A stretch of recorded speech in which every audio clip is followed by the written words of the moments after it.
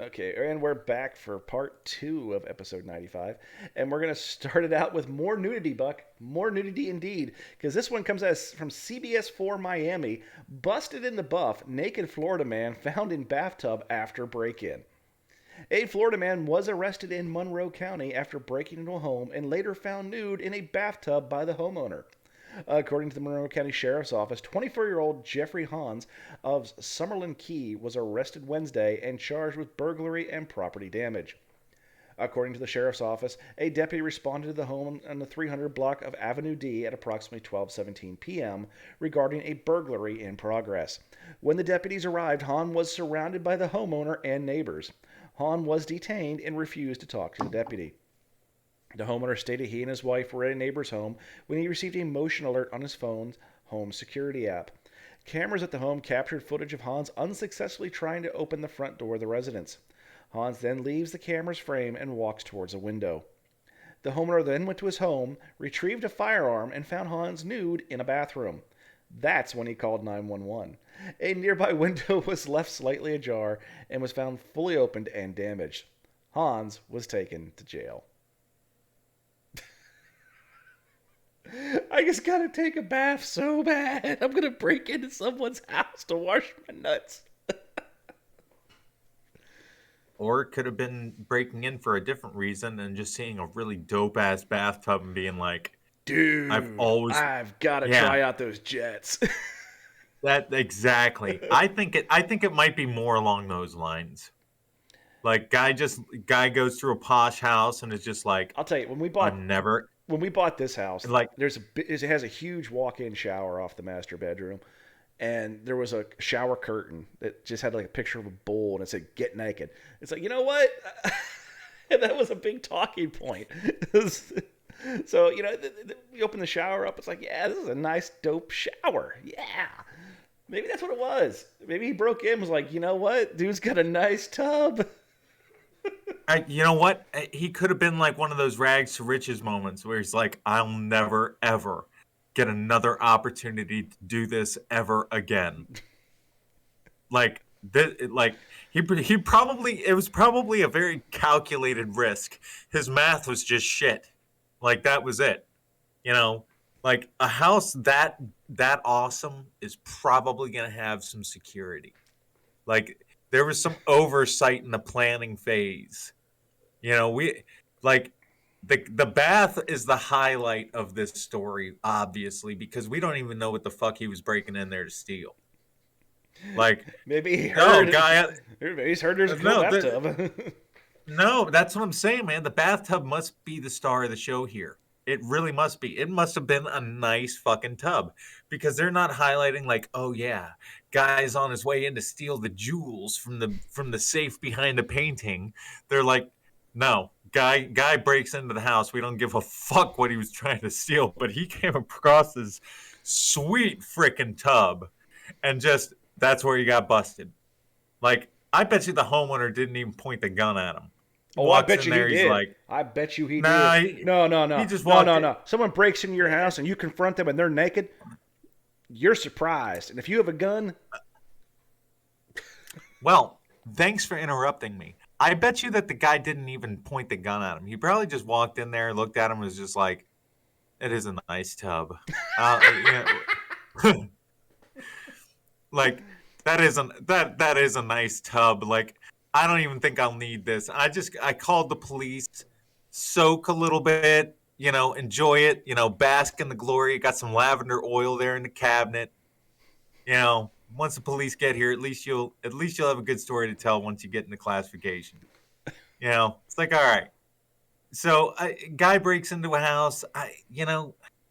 There's not a lot of there was a lot to unpack, but not a lot of substance here. So it's hard to rate this. We just have to go by the invasion of the home and kind of fly off of that. And you know, guy doesn't exactly seem to be like the greatest cat burglar of the century. We're not going to be making Ocean's 15 with this guy in the lineup. So I'm gonna have to go ahead and get 2.5. yeah, I can co-sign that. 2.5. I can co-sign Yeah. that. Our last story comes from KTLA 75, LA's very own. Man arrested 3 times within 16 hours in Glendale. We've known people like that. A man who is now in custody was arrested 3 times within 16 hours on Sunday in Glendale. The first incident leading to his arrest occurred around 3 a.m. 3 a.m. February 13th, when patrol officers observed a man, later identified as 47-year-old James Langdon of Los Angeles, pacing in a parking lot near the intersection of Colorado and Luis Streets, I guess. The Glendale Police Department said in their news release. The officers then observed Langdon run out of the lot and across the crosswalk against a solid "Don't Walk" sign. They arrested him for jaywalking. Oh my God. Police attempted to stop Langdon for the infraction, but he ran from them. Officers pursued Langdon on foot, caught up to him, and after a brief struggle, detained him for the observed violation. They arrested him for fucking jaywalking. Langdon was arrested on suspicion of obstruction. Bullshit. Prior to being booked, Langdon requested medical attention and was transported to the hospital for treatment. Langdon was issued a notice to appear in court on a later date and released at the hospital. Later the same day at 9:30 a.m., officers responded to a business of the 1400 block of East Chevy Chase Drive regarding a man who was trespassing. Upon arrival, officers located Langdon and determined he had entered the business and was attempting to gain entry to a closed-off area with a screwdriver when he was interrupted by an employee. Langdon was subsequently arrested and booked on suspicion of trespassing. What's these suspicion charges? But due to LA County's emergency $0 bail order, Langdon was released from custody within 3 hours of being booked with a notice to appear in court at a later date. A few hours later, Langdon, after he was released, just before 7 p.m., officers responded to an apartment building on the 600 block of Balboa Avenue regarding a burglary that had just occurred. Officers were notified that residents had arrived home to find their door ajar and several items were displaced within the apartment. They also said they could hear a man's voice yelling inside the unit. Officers arrived on scene and they observed Langdon walking the building's hallway. Upon seeing the officers, Langdon ran back into the victim's apartment, which was unoccupied at the time, locking himself inside. A perimeter was established and officers began negotiations with Langdon, attempting to have him exit the unit. Members of the Burbank County Police Department's K-9 unit arrived on scene to help get him out. After Langdon refused to exit the apartment, officers made entry to the apartment and made contact with Langdon, where they continued negotiations with him. That sounds a little sus. Shortly thereafter, Langdon voluntarily exited the bedroom and was that he had barricaded himself in and placed under arrest without incident. After further investigation, officers discovered Langdon caused an estimated $6,000 in property damage to the victim's apartment and to the apartment complex. Langdon was arrested and booked on suspicion of burglary and felony vandalism. At least they got a legit charge in there. He remained in custody on a $150,000 bail as of Thursday morning. Wow. Just going to start off with this. This is an instance where a cheeseburger would have been an appropriate negotiations tool. This is true. You'll be shocked what you can achieve with a ham sandwich. Well, I mean, the guy's barricaded himself in there. He's been busted for jaywalking. He's been busted for screwdriver-related crime. And now he's breaking in somewhere. Guy obviously wants some food. You know? I mean, like, no, man. I'm tracing it. I'm tracing the whole timeline back. All right? You know, we're gonna put Mr. Langdon here as primal man. Okay? And first offense, you know, of course he didn't stop for the cops. Man's on a mission. He wants a cheeseburger. That's what he wants. He's going to go get it. Cops stop him. He's like, fuck you. No, I'm getting my food. Runs away. Cops go after him. He gets busted for jaywalking. He probably didn't even get a meal when he was inside the prison. And that's why he requested medical attention, because a hobo knows that if you want food, you go to a hospital. I'm just making that up. I don't actually have anything statistically. It works. But so you go to a hospital. So he's like, yeah, I'll go to a fucking hospital. He gets there after lunchtime, realizes that he's got to be really sick. And he's like, fucking, I'm just going to break in somewhere with a screwdriver. And if there's something alive that I can eat, I'm going to stab it. You know, that's why he's got the weapon. Fails out there, gets into the jail. It's well after dinner time by this point. He's like, fuck. Can't go back to the hospital. He's already goose egg there. He knows that if they serve dinner at the prison, hospital's going to be a loss.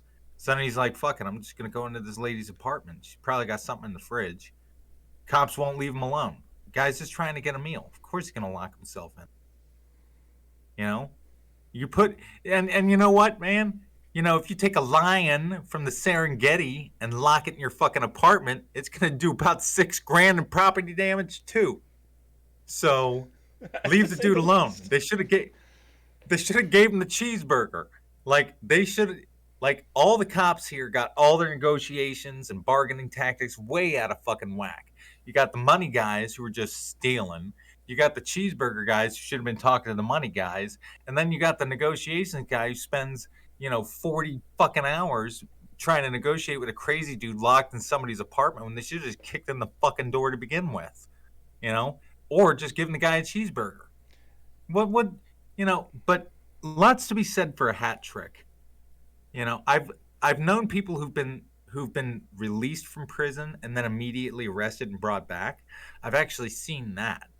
But a hat trick 3 times in a day? That's like finding a 4-leaf clover. I mean, like, you do bring up an interesting point, and we've highlighted on the show before how you used to be a hostage negotiator.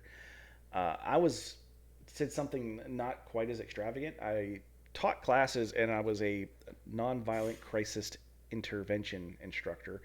So, nonviolent crisis intervention is essentially de-escalation techniques, and we highlighted something there. Is you have no idea, literally have no idea how many times I have averted use of force scenarios with a fucking sandwich.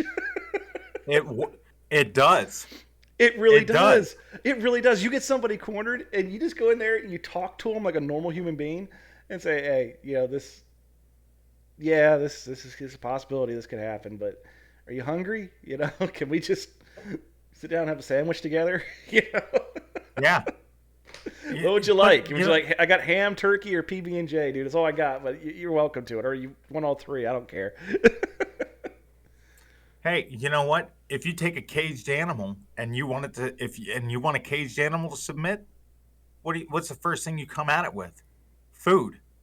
It's like, oh, hey, before we bring out the shocky sticks and all the stuff that nobody likes, like, you want to munch on something real quick, see if that kid, a lot of time, but with people, a lot of times, people are just fucking hangry. Dude, I worked in the hospital, and you'd have these individuals brought in by the police department for psychiatric holds and stuff of that nature. And it's just the cops can't handle them. They're like fighting tooth and nail. They're there 20 minutes, and I'm like best friends with them because of a fucking cheese sandwich. Well, think about it though, man. Like, how many times have we had a force? Or even coworkers flying off the fucking handle, and we're like, "Hey, man, your sugar's low. Like, eat a Snickers bar and come back to the table here." Well, in fairness, we did tell somebody to do that one time, and he went and smashed the vending machine. Yes, he did. And you know what? Of all the fucked up shit that he did while he worked there, the vending machine is what got him fired. Yeah. Yeah. He literally went down because of Swedish fish. Like, that was that man's downfall. It really was. It really, really was. He got fired over Swedish fish. But no, so hat trick guy. Let's come back to this guy. All right. Okay. What are you thinking? See, earlier you were talking about it was this. Maybe there was drugs involved. This to me, Autumn actually screams mental health issue. This does not. Oh yeah. This is come on. Absolutely. There's no part of this that doesn't scream mental health issue. The guy needs a psychiatric evaluation. I can't score him. I won't. Yeah, I can't score him. I won't. Like, this is obviously a cry for help. But either way, man. That being said, folks, that brings us to an end of another episode of the Social Liability Podcast. We'd like to thank you for listening and telling a friend, because we know you're going to tell a friend, because that's just the kind of cool dude you are. And you're going to listen to us on any of the social media platforms, or rather, podcasting platforms out there today, whether it be Spotify, Radio Public, Pocket Cast, Overcast, Anchor, Google Podcast, Breaker, Apple Podcast, or Castbox. Any other ones you can find, too. Just let us know about them. We'd like to hear them. And that being said, folks, we will check you out next week on the social... Actually, no, this coming Wednesday. We're doing 2 episodes now, Buck. 2 episodes a week of the Social Liability Podcast.